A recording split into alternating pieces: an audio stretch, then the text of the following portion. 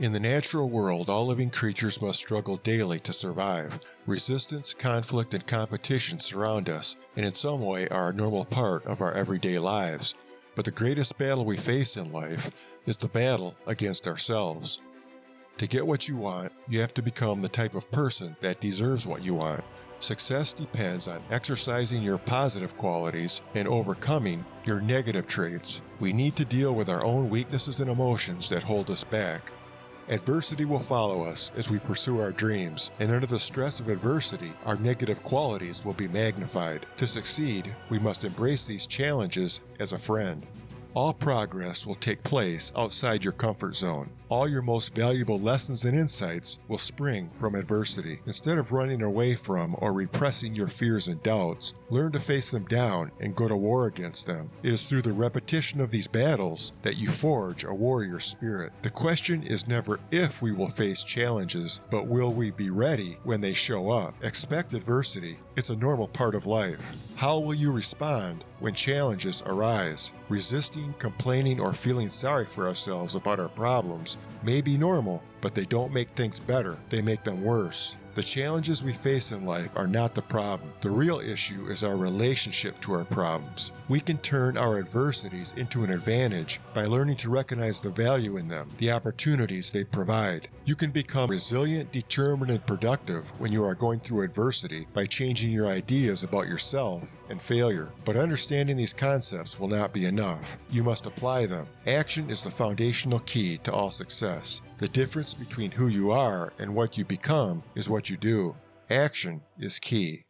To begin, change your definition of failure. No matter how hard we try, we can't stop failure. When learning new skills or working towards a goal, you will make mistakes. If failing is inevitable, then it's best to expect and plan for it. Life itself is a learning experience, and failure is the best teacher. Failure is not a one-time do-or-die event. It's a process that starts with trying to figure out what you can do better next time. Think of failing as small experiments. After failure, you try and figure out how you could prevent those results from happening in the future. Then you pivot and try again from a different angle. Take note of what worked and why it worked, and what didn't work and why it didn't work. Write your observations down to clarify your thinking, then make adjustments and try again. The lessons you learn are like street signs that point the way to success. If you try and fail, that's okay. Try again and again. The only real failure is giving up. As I look back at my life, most of my achievements were driven by my failures. Those hard times became a part of who I am. I passed through them, I survived, and eventually became stronger. It's like a wound that becomes scar tissue, or a broken bone that when healed becomes stronger than before. Failure is really a part of success. If you never attempt anything new, you will never fail, but you will also never succeed. When you try to learn something new or work towards a goal, there will always be setbacks and failures on the way to success. That's just how life works. The important thing is to be committed to the process, to keep pushing forward, to never quit until you succeed.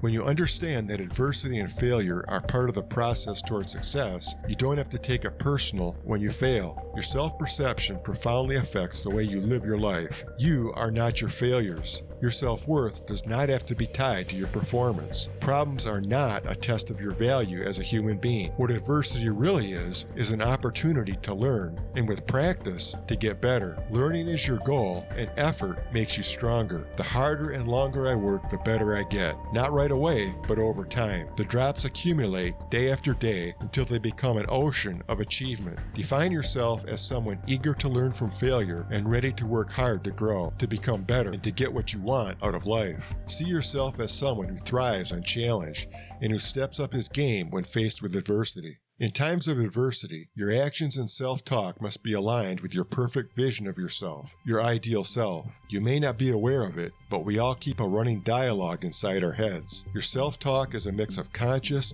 and unconscious beliefs you have about yourself and the world. You live the words you tell yourself in your mind. Don't dismiss self-talk as just some self-help mumbo-jumbo. Numerous studies prove that our self-talk has a profound effect on how our lives play out. What you cultivate within shapes your outside world. Self-talk can be negative or it can be positive. Negative self-talk is critical, pessimistic, and focuses on the worst. With strong negative self-talk, you become your own worst critic, holding yourself back and destroying your confidence.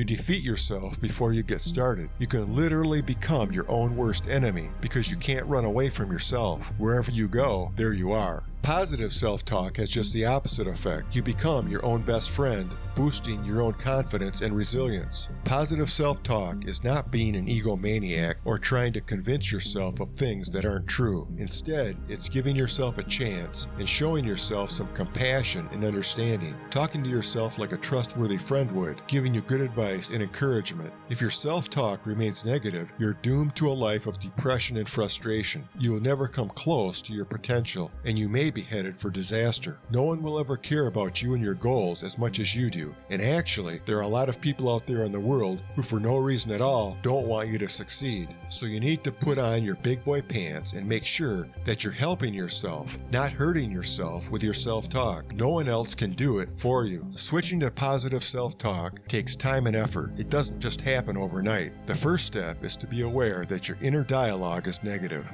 You can identify your negative thought patterns by thinking about these questions. After failure, do you beat yourself up? Do you always blame yourself when anything goes wrong? Do you see things as only all good or all bad with no middle ground? Do you focus on the negative in a situation while dismissing the good or positive? Do you always expect the worst? These are all different forms of negative self-talk that will sabotage your life. Be aware of your thoughts and emotions throughout the day. Your thoughts form patterns. We return again and again to the same types of thoughts. If you find yourself in a negative thought loop, flip those thoughts upside down with some positive self-talk. Tell yourself, I can do better next time. I choose to learn from my mistakes and not to ever be held back by them. I am the type of person that goes after what I want, and I don't stop until I get what I'm after. I won't let anything stop me. I get knocked down, but I get up again. You're never going to keep me down. Use positive self-talk to reframe your idea of what adversity really is. Adversity and problems are an opportunity to learn, and with practice and effort to get better. Learning is your goal, and effort makes you stronger. When going after your dreams and goals, make this your mantra.